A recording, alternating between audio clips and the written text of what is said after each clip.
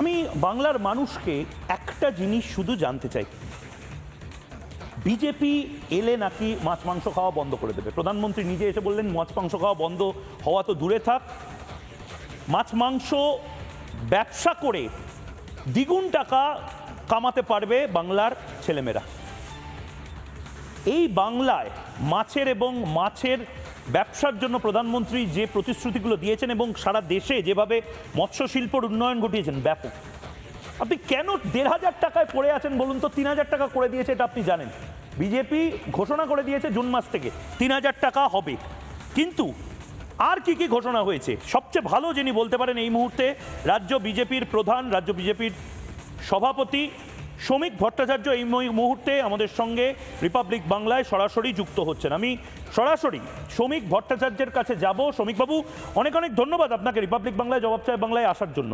আমি মোটামুটি যা দেখছি, মহিলাদের বাসের ভাড়া ফ্রি, মহিলাদের জন্য ৩৩% আসন সংরক্ষণ সমস্ত চাকরিতে, এর পাশাপাশি বিভিন্ন ক্ষেত্রে শিল্প হোক, সাহিত্য হোক, সমস্ত ক্ষেত্রে ভাবনা চিন্তা করে এই সংকল্পপত্র বানানো হয়েছে।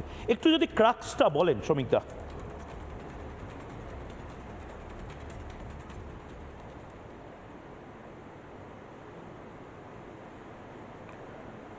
দেখুন, আমাদের এই সংকল্পপত্র তৈরি করবার জন্য আমরা ভিন্ন ভিন্ন উপায় গ্রহণ করেছিলাম। আমরা ১০,০০০ মানুষের কাছে সরাসরি চিঠি লিখে তাদের থেকে সাজেশন চেয়েছিলাম এবং একই সঙ্গে সারা রাজ্য জুড়ে আমাদের ১,০০০-এর বেশি ড্রপ বক্স ছিল, আমাদের হোয়াটসঅ্যাপ ছিল, আমাদের মেল আইডি ছিল। তার থেকে আমরা বিভিন্নভাবে এগুলোকে সংগ্রহ করেছি এবং অনেক গুণী মানুষজন এর মধ্যে ছিলেন। চেয়ারম্যান ছিলেন আমাদের তাপস রায়, এছাড়াও বিশিষ্ট অর্থনীতিবিদ অশোক লাহিড়ী, পদ্মভূষণ আমাদের ডক্টর স্বপন দাশগুপ্ত, তাদের মতো অনেক সমাজবিজ্ঞানী, অর্থনীতিবিদ, সাংবাদিক, বহুজনের কমিটি ছিল। তারা এটাকে এক জায়গায় কম্পাইল করে আজকে আমাদের এই সংকল্পপত্র নিয়ে আসা হয়েছে। এটা সর্বব্যাপী এবং সর্বস্পর্শী। সারা পশ্চিমবঙ্গে এই মুহূর্তের সমাজের সর্বস্তরের মানুষের চাহিদা কি এবং পশ্চিমবঙ্গের যে ইন্ডাস্ট্রিয়াল একটা স্ট্যাগনেন্সি এসে গেছে, তার থেকে কি করে বেরিয়ে আসা যায়। কার্যত এই মুহূর্তে আমাদের রাজ্য তো একটা পরিযায়ীদের রাজ্য হয়ে গেছে। এখানে মেধা পরিযায়ী, ছাত্র পরিযায়ী, পুঁজি পরিযায়ী, শ্রমিক পরিযায়ী, কার্যত গোটা পশ্চিমবঙ্গটা একটা বৃদ্ধাশ্রম হয়ে গেছে। অথচ অন্যদিকে দেখতে গেলে আমাদের টাকা আছে, আমাদের মেধা আছে, আমাদের শিক্ষা আছে, আমাদের জিওগ্রাফিক্যাল অ্যাডভান্টেজ আছে, আমাদের নদী আছে, আমাদের সমুদ্র আছে, আমাদের পাহাড় আছে, ট্যুরিজম থেকে শুরু করে যে কোনো উৎপাদন ক্ষেত্রে নিজেদের প্রতিষ্ঠিত করবার শক্তি আছে। দুর্ভাগ্যের বিষয় এটাই যে মহারাষ্ট্রের সঙ্গে একদিন আমরা শিল্পে প্রতিযোগিতা করতাম, আজকে সেই মহারাষ্ট্রে এফডিওয়াই হচ্ছে ফরেন ডাইরেক্ট ইনভেস্টমেন্ট 31.6 আর পশ্চিমবঙ্গে 0.6%। কার্যত পশ্চিমবঙ্গটা আর কোনো ইনভেস্টমেন্ট ফ্রেন্ডলি স্টেট নয়, এটা এস্টাবলিশ হয়ে গেছে। সিঙ্গুর এবং নন্দীগ্রামের পর সারা ভারতবর্ষ এবং ভারতবর্ষের বাইরে যে বার্তাটা চলে গেছে, আজকে সেখান থেকে আমাদের ফিরে আসতে হবে। আমাদের লক্ষ্য একদিকে যেমন যারা সমাজের পিছিয়ে পড়া মানুষজন আছেন, প্রান্তিক মানুষজন আছেন, অসহায় কৃষকরা আছেন, তাদের পাশে দাঁড়ানো, স্বাস্থ্য ব্যবস্থাটা প্রত্যেকের কাছে পৌঁছে দেওয়া, সেই একই সঙ্গে পাশাপাশি তাদের অর্থ সাহায্যের পাশাপাশি সরকারের রোজগার বাড়ানো। কারণ বড় শিল্প ছাড়া পশ্চিমবঙ্গের কোথাও কোনো ভবিষ্যৎ নেই, কর্মসংস্থানের নতুন কোনো সুযোগ বৃদ্ধি করবার বড় কোনো জায়গা নেই। সারা পৃথিবী জুড়েই আজকের অর্গানাইজ সেক্টরে চাকরি কিন্তু সেই অর্থে কমছে, সরকারি চাকরি আমি বলছি, কিন্তু একই সঙ্গে অনেক নতুন নতুন এভিনিউ খুলে যাচ্ছে। সেটা পশ্চিমবঙ্গের ক্ষেত্রে একদমই প্রায় তলানিতে এসে ঠেকেছে। এই মুহূর্তে আমি প্রায় 3 বছর আগের যদি পরিসংখ্যান দিই, বেঙ্গালুরুর দ্বিতীয় কথ্য ভাষা আজকে বাংলা।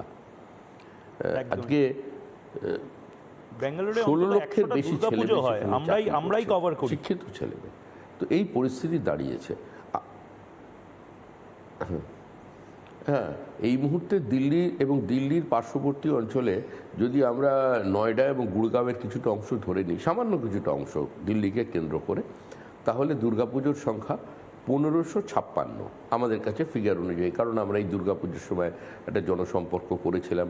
বহু পরিযায়ী মানুষজন আছেন যারা এই নির্বাচনে ভোট দিতে আসছেন, তারা বিভিন্নভাবে ট্রেনের ব্যবস্থা করেছেন, স্পেশাল ট্রেন আসছে। তারা এই নির্বাচনে একটা পরিবর্তন দেখতে চায়, একটা নতুন পশ্চিমবঙ্গকে তারা খুঁজতে চায়, এবং সারা পশ্চিমবঙ্গ জুড়েই এই আওয়াজ উঠেছে।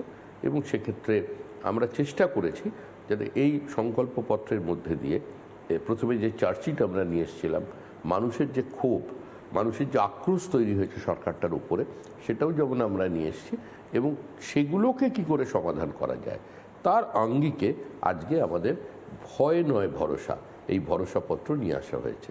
কারণ এই ফিয়ার সাইকোসিস থেকে এই রাজ্যটাকে বার করে আনতে হবে।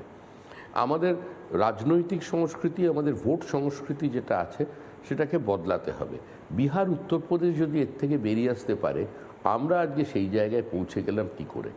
এটা তো কোনো সভ্য সমাজে কাঙ্ক্ষিত নয় যে এক একটা নির্বাচন মানে রক্তপাত, ভাতৃহত্যা, গণধর্ষণ, লুট, জেসিপি দিয়ে বাড়ি ভেঙে দেওয়া, বিভিন্ন মানুষের মাথা কামিয়ে দেওয়া, তাদের থেকে জরিমানা নিয়ে তাদের বাড়িতে ঢোকানো। এর থেকে মুক্তি চাই। কারণ যেই মারা যাক, সে যে কোনো দলেরই মানুষ মারা যাক, আজকে কোনো বিজেপি কর্মীর মায়ের চোখের জলের সঙ্গে কোনো তৃণমূল কংগ্রেস কর্মীর বোনের চোখের জলের কি খুব একটা পার্থক্য আছে? চোখের জলের হয় না কোনো রং। তো এইটাকে বন্ধ করতে হবে, এবং সেই লক্ষ্যেই একটাই পথ হচ্ছে আমাদের আর্থসামাজিক উত্তরণ এবং সামগ্রিকভাবে সমাজের সর্বস্তরের মানুষকে সঙ্গে নিয়ে একটি ইনক্লুসিভ গ্রোথ। সেটার জন্যই আমরা এই সংকল্পপত্রের মধ্যে চেষ্টা করেছি। এখানে যেরকম সংস্কৃতির কথা আছে, আমাদের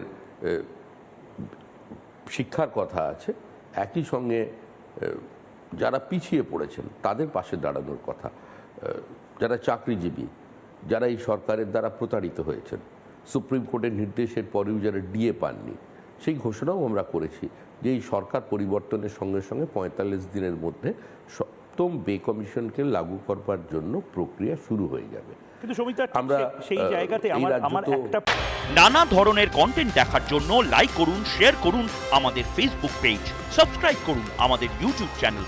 পাশাপাশি অন্যান্য ব্রেকিং নিউজের জন্য অবশ্যই চোখ রাখুন রিপাবলিক বাংলায়।